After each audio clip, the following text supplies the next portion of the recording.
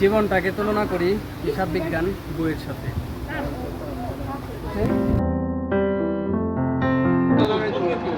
আমাদের জীবনে ঘটে কতই না ঘটনা, কিন্তু সকল ঘটনা মনে রাখা সম্ভব না।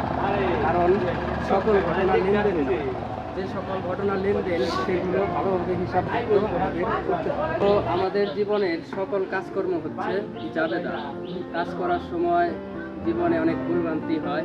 এই ভুলভ্রান্তিগুলো সংশোধনী জাবেদার মাধ্যমে আমাদের সংশোধন করে নিতে হয়। তো ভালোবাসা হচ্ছে খতিয়া, যা কখনো একতরফা দাখিলা পদ্ধতিতে হয়, কখনো দুতরফা দাখিলা পদ্ধতি। বিয়ে হচ্ছে নগদান বই, যার একদিকে প্রাপ্তি অন্যদিকে প্রদান।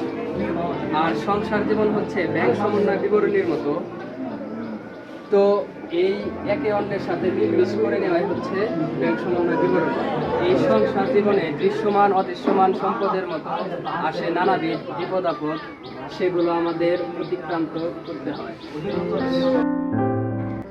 আমাদের জীবনে সুখ দুঃখ আসে হচ্ছে হিসাব চক্রের মতো। আর জীবনের এই সুখ দুঃখর কারণটা খুঁজে বের করাই হচ্ছে রেওয়ামি।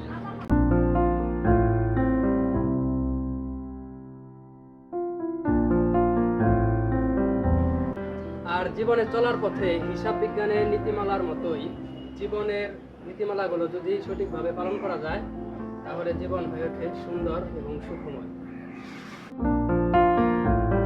অবশেষে মৃত্যুই হচ্ছে চূড়ান্ত হিসাব। আর এই চূড়ান্ত হিসাব যার না মিলবে, তার জীবনটা হয়ে যাবে বরবাদ।